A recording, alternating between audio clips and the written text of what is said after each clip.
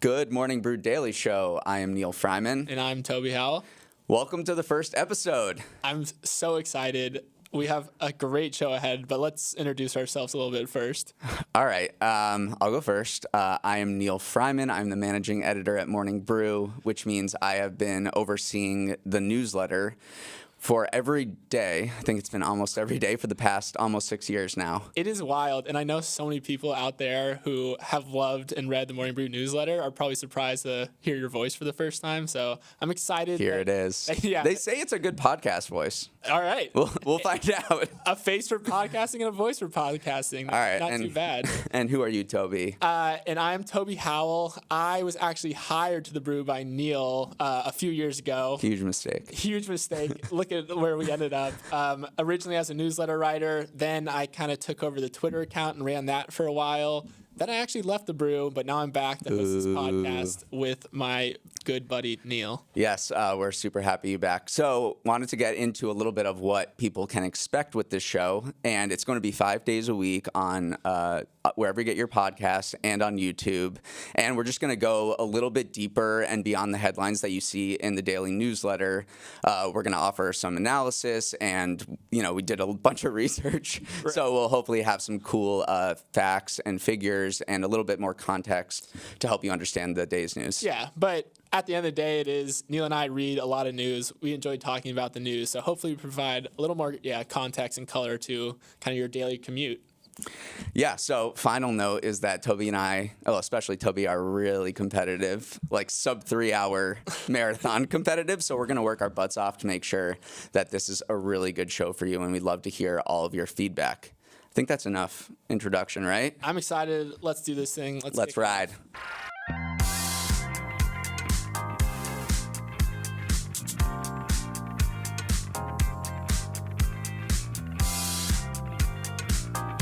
We have good theme music, too. Yeah, I enjoy it. It's rocking. Okay, let's get into the first story, which is a really daring mission by President Biden into Ukraine yesterday. We all woke up Monday morning on President's Day with headlines splashing that President Biden had visited Kyiv in Ukraine, which was really crazy. It was historic. It was the first time that a U.S. president had entered a war zone that was not actively controlled by the U.S. military. Yeah. I mean, some of us maybe traveled home for the long weekend. President Biden did one of the most daring entries into a foreign war zone ever. So we're not the same.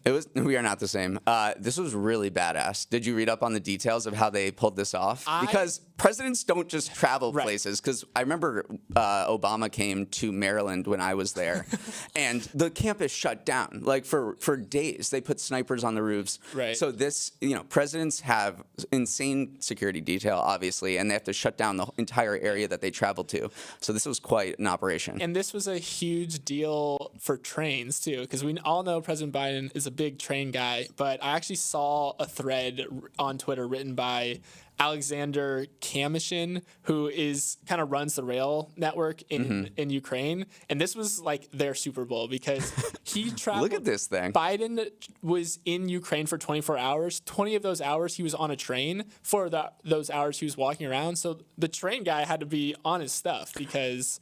Yeah. Totally. So he posted this picture on Twitter, which is a very badass like AI rendering of a Ukrainian train with the it looks like Mission Impossible font almost, and it says Rail Force One. It is so good, and I cannot wait for the movie.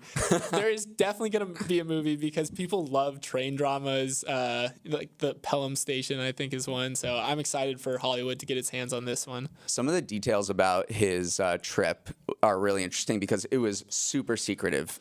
People in the White House didn't even know. Yeah. So they just told a few journalists and a medical team that Biden was leaving really early in the morning. The journalists were there was two of them, and they were told to come to the White House and all the details for the trip under the subject line, What was it? The golf tournament? Yes, it was something about a golf tournament. Yeah. Oh, it was arrival instructions for the golf tourney. That was the email subject line they got to invite them to the White House.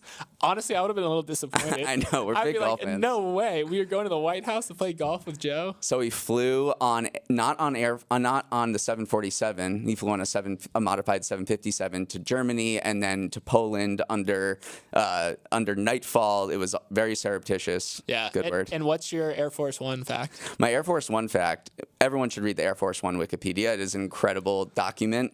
But Air Force One isn't necessarily just a single plane, that 747. It is any aircraft of the U.S. Air Force that the president travels on. See, I never knew that. So super cool. So prop plane, get on Joe Biden, Air Force One. Let's do it.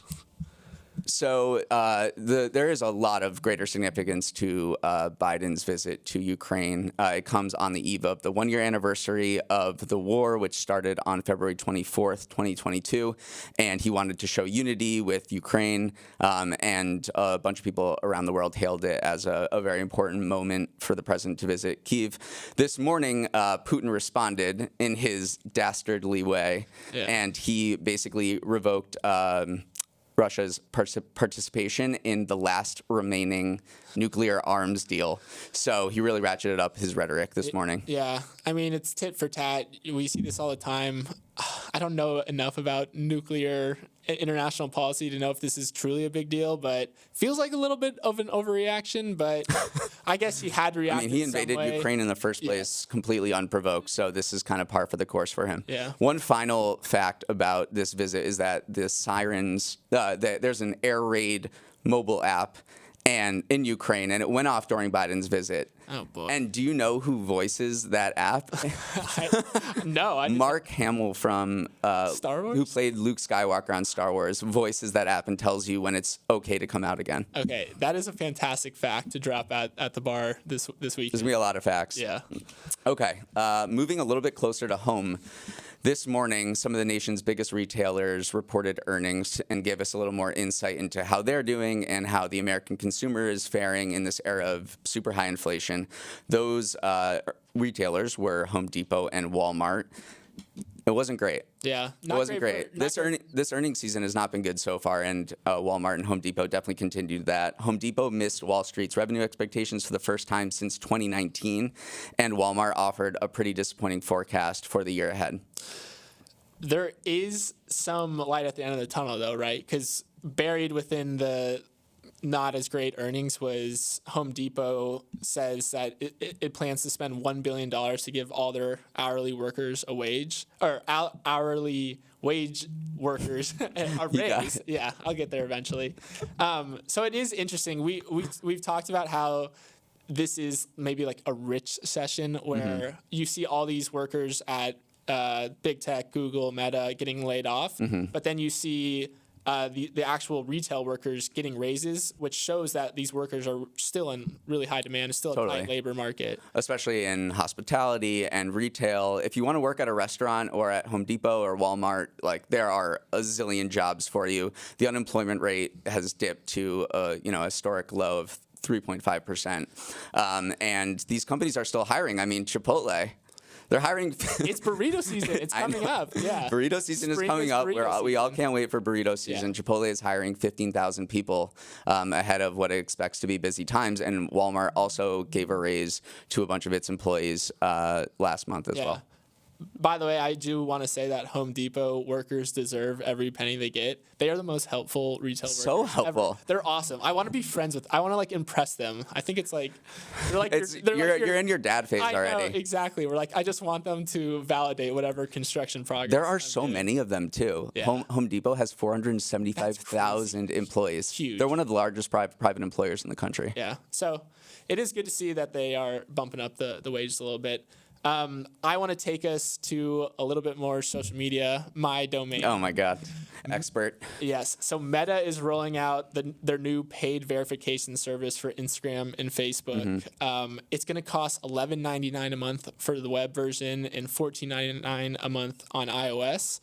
And I cannot believe this is happening again, but Mark Zuckerberg is just copying and pasting another feature from another social network. After all the hubbub around Twitter verification, Meta comes in, charges more. What do you think about this move out of Meta? Well, I think it's showing how social media is changing before our eyes. Social media used to be a place where you check up on your high school friends and stay in touch with people. Now it is purely an entertainment medium. And I think with verification, you're going to get like professional content creators paying for this, because one of the biggest perks is that you're going to get increased visibility and reach. Yeah. And if you don't pay up, you are going to be buried in the feed with all the rest of us plebes. And so you're going to get people like you who want to be content creators on the web. You're going to pay because you're going to get to see more people will see you. So you think that it's almost a Trojan horse, because on the surface they're saying this is going to protect your account, but you really think that it's saying pay or we'll bury you?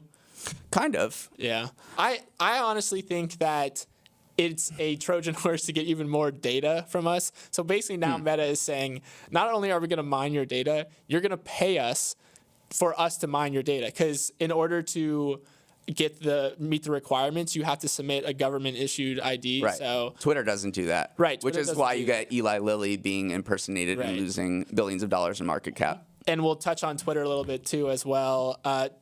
Elon just rolled out another feature basically saying that if you don't pay for Twitter Blue, which is their subscription service, you actually cannot use two-factor authentication anymore, specifically SMS two-factor authentication, which, again, it feels so arbitrary, but apparently is actually costing Twitter a ton of money, because two-factor SMS authentication is the easiest to spoof and the easiest to scam. It seems like it's not effective anyway. Yeah. Getting that text message on your phone to put in a code, we all get that. But I loved it. Like, it was great. Like, that was how I two-factor authenticated. So we're in the authentication wars right now between social media, and we're caught in the middle.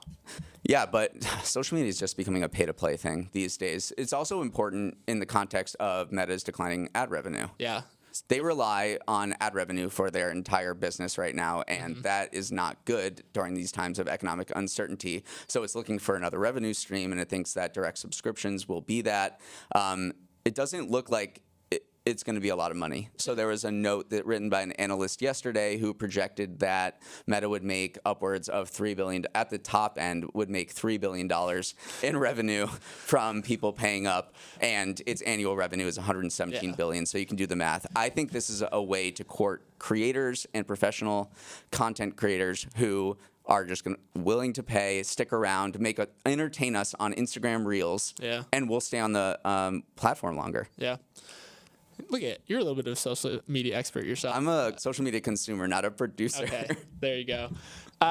Okay, let's move on to the sports world a little bit. Manchester United, which is my favorite team actually. Really? It's up for sale. It's the two main bidders are the Qatari royal family and Britain's richest man. Or one dude from the family.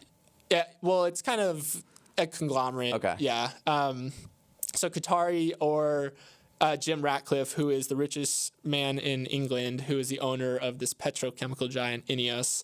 Activists, hedge fund Elliott Management has also said that they'd pledge some money to supporting whichever bid kind of wants to help. And this is interesting. So the price tag right now is expected to be right in the $6 billion range. As anything to do with the Qatari royal family, we have to talk about sports washing a little bit. Do you think this is another kind of instance of someone with a less than stellar human rights record kind of trying to, again, sports wash it and just ingratiate themselves in like this beloved club? I think that ship has sailed. You think? A lot of the biggest, richest clubs in Europe are owned by Gulf families, from PSG to Man City, and I think Manchester United supporters don't really care at this point, as long as their team, well, you can obviously speak a little better than me. They hate as long as their team gets back to its former glory, they hate the current ownership group, which are the American Glazer family, and they're looking for their white knight to come in and help save them. What I think is also interesting too is that sports washing always comes up when it is, like Qatari or Saudi Arabia. But Ineos, Jim Ratcliffe, who has the other serious bid, they're this massive petrochemical company, and they're doing their own form of sports washing. Sure. Like, they produce 22.8 million tons of petrochemicals each year, and I feel like the narrative is not like it. Like, Jim is this nice English billionaire, like, he'd be great, but I think they're engaging in something similar. But yeah, that's my take on it. All right, last note on this is that another team that's up for sale on stateside, another football team, the Washington Commanders, has reportedly not received that many bids because Dan Snyder, the owner, wants $7 billion, which would, top maybe a Man U. Which would you rather own, Man U or an NFL football team? Specifically, Man U supporters scare the crap out of me. Yeah. I would never want to own an English football club because those people, if you don't do a good job, they'll riot on you. Yeah, so I would say take the Commanders and restore it back to Washington football team. All right, I want to see it. All right, moving on to another story. Junk fees are coming down a little bit, and we'll get into what that means. But the headline news is that United is making it easier for parents and their kids under 12 to sit together. Apparently, I haven't done this in a while. I've been 12 for a while, and I don't have kids, so I didn't really know the context of this. But apparently, it's really hard to find seats next to your family on a plane. And if you want to do it, oftentimes you have to pay an extra fee. So this comes on the heels of the State of the Union address where President Biden kind of railed against these junk fees that you see in airlines, you see in hotels, you see in concert tickets, and he's putting a lot of pressure on companies to roll them back. Yeah. And United said they've been thinking about this for a while, but it does seem like somewhat of a response to the president's attacks on them. My thought on this is that I think it's political pandering at a certain point because obviously Biden wants to appeal to the everyman who's like, why are we getting crushed by these fees? But the way these businesses work is that revenue isn't just going to poof off into, they're like, oh, fine, we're totally fine with sacrificing $1 billion a year for this. Yeah. We're going to feel it somewhere else. Sure. Like, baggage fees are going to increase somewhere. So I do think that it is a political play, and then the companies are like, we're listening to you, Joe. Like, we're doing it. So that's my cynical take, but I think that's generally what this means. It might, maybe it's a cynical take, but if it happens, I'm happy for families. It seems like a bit of a headache. It didn't seem like a huge headache, actually. I read this report that said 0.38% of all consumer complaints with the Department of Transportation involved family seating issues. See, so this is a bit of a PR win. I mean, we're talking about it. Yeah. But what excessive fee do you hate the most? This is the bag fee. It's ridiculous. It's like $65 to bring a bag on. I need to. So I hate like sports tickets when I'm looking at SeatGeek or concert tickets. Oh, yeah. When I'm looking at SeatGeek, at least they have the transparency thing where you can toggle where it shows with fees and without fees, and it's about $40 every time, so it really shows you. Well, maybe we're on Joe's side then. Okay, Neal, this is a new segment that I want to try out. Everything's for our a new first show. segment. It is our first show. So, but this is where I am deep in the TikTok rabbit hole, deep in like the Gen Z culture. You a little bit less so. So I want to take this time to educate you on a new trend on TikTok. So have you heard of core? Absolutely not. Absolutely not. Okay, I'm going to unpack this for you because it's got a lot of layers. Okay. So it gets its name from the popular usage of the core suffix. So, like cottage core, goblin core, emo core, pink core. You get the picture. So this is essentially the core of cores. So it's like a self-referential core. Are you with me still? Sure. A little bit. I have no idea where this is going, but I get that it's a core meta thing. Right. So the actual videos you might encounter on TikTok are these spliced clips from various like pop culture moments or movies or something. So we're playing a video behind us right now. It will show a clip from like, for some reason, like Ryan Gosling is very prevalent in these videos of him like yelling in the night or something, or like WALL-E where people are sitting in their when everyone becomes fat in WALL-E. Yeah. And the goal is the clips on their own don't make much sense, but when you splice them together, it evokes a certain emotion, and it's usually like helplessness or like loneliness or about how like technology has isolated us. So it's this really interesting thing where you come across it, maybe you've been scrolling for like 3 hours at night on TikTok. It's 2 a.m. You come across this core video. It's got this melancholy music. It's these clips that just like capture this emotion in you. And it has taken over TikTok in the last few months or so. What do you think? Are you following me? I'm following you, and I was going to ask sort of what is the ultimate driver of it? What do you think? Like, what sort of ethos or societal thing that's going on has led to its popularity? It is definitely, I think this is the true Gen Z art medium where it is the only way people are expressing this feeling of maybe technology has like almost gone too far. Like we're lonelier than ever. We're more connected, but lonelier than ever. And it's, again, this whole thing is very like meta and self-referential, but I have truly been there late at night where you see one of these core videos and you're like, that got whatever like I'm feeling or whatever this generation is feeling right now. Well, I feel that, but I don't need a core video. I know. But this is this is an artistic medium that expresses it. So that's your trend for Toby's for trend of the week. Trend of the week. I'm sure many of our younger listeners are like, "Wow, he did a horrible job explaining that," and some of our older listeners are like, "I have no idea what he just explained," but that's our trend of the week. I think you did a good job. Okay. And I will be on the lookout for those TikTok videos. But right now, I'm just getting like people making food. That's good. That's all my good TikTok. too. Food core. All right, for our next story, Toby, I have a little quiz for you. Okay. During this time, on average, how much of the Great Lakes do you think are covered in ice? Like mid-February. I want to say, on a typical year, I would like to say like 40%, 50% even. Pretty close. It's 41%. Okay, 41%. And that's not the news. The news is that this year there's 6% coverage of ice on the Great Lakes. That's really bad. Really, I would assume really bad, right? Yeah. It's not good for a lot of different things. But it really, this is a phenomenon that's happening across North America where unseasonably warm temperatures have led to less ice coverage. And it's really impacting a lot of different things beyond shipping, hydropower energy, fishing, things like that.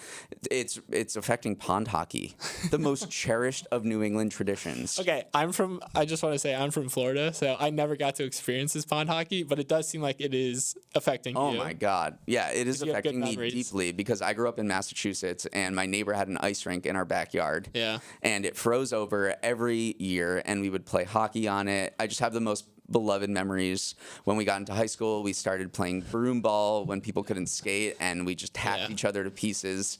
And I saw this happening over the course of high school. We stopped building the rink because it would just remain a swimming pool for the entire winter. It's sad, and we have the numbers in front of us. So Lake Superior, 4.6% covered. Lake Michigan, 7.2%. Huron, 10.5%. Erie, 0.09%. Lake Erie's a swimming pool. That means like one guy has like one piece of ice in front of his dock, and then Ontario 1.6%. So unseasonably warm, no pond hockey. Second order effects are crazy. Like all the things you mentioned are affected by this. Yeah, New Hampshire canceled the pond hockey tournament that brought a lot of money into the local economy each winter. Vermont had to cancel an ice fishing competition after 3 people died after they fell through the ice. Oh my! Ottawa has the world's largest open air skating rink. Pond rink, and they haven't been able to open it this year and don't expect to. So this is a really big thing beyond my romantic childish dreams. That's important too. Okay, final segment for today's Tuesday. By the way, not Monday. we had the day off yesterday for President's Day, but every Monday we're going to do a quick preview of the week ahead and things to look out for. So what I'm looking forward to, I don't know if I'm looking forward to it, but it's happening, is there's big inflation data that comes out on Friday. And basically there's a couple different types of inflation readings. There's CPI, the Consumer Price Index report, and then there's PCE, let's see if I get this right, the Personal Consumption Expenditures report. Honestly, you nailed it. That was really good. I think I nailed it. And the Fed is super snobby, and they look at the one that comes out this week, PCE, rather than the rest of us look at CPI. And it'll be really important to see what happens because inflation seems like it's not going down like it had been over the last year. Still hot? Still hot. Speaking of hot, spring training. You're going down to Florida, right? I'm going down to Florida. I am going to a Yankees. I don't like the Yankees, but I'm going to a spring training game. I love spring training when it comes. It just anything that has the word spring in it is good news. We're in the middle of, I mean, yes, it's been really warm, but we're still in the middle of February. Yeah. And just to watch, warm climes, sun, the people throwing baseballs gives me a little fuzzy feeling. I'm jealous, but I will not be watching any spring training because the thing I'm looking forward to this week is Cocaine Bear. The movie is coming out. Cinematic event of the millennium, I think. I am so excited. It's directed by Elizabeth Banks, which just adds a layer of intrigue that I'm so pumped. So everyone go see Cocaine Bear on Friday. And then actually Friday is also my birthday. So let's go. That's something else Happy birthday. I'm looking forward to. How old are you turning? 26. Damn, you're gonna phase out of core videos very quickly. Pretty soon, we're gonna need to bring in another person to educate me and you on TikTok trends. Damn. But that's the week actually, ahead. Today is my half birthday. That just reminded me. Happy half birthday. Thanks. I don't really celebrate my birthday, so I'm definitely not celebrating my half birthday. Yeah. Well, happy birthday. We'll do something special for you coming up on Friday as I'm heading down to Florida. I'm actually gonna play golf with your dad and take all of his money. I'm excited for both of you. I think that's it for our show. This was a fun one. First one. I don't think we messed up too hard. We hit a lot of interesting news topics. Please let us know your feedback. Before we go, just want to let you know that obviously Toby and I, while we're on air, we're just the lead singers of an incredible band. I just want to read them off. Our show is a production of Morning Brew. The producer and editor is the great Emily Milliron. Audio engineering and sound design by Dan Bauza. He also wrote this theme song. The show's technical director is Elias Alba. Supervising producer is the man himself, Bryce Beloff. And Devin Emery is our chief content officer. We'll run it back tomorrow.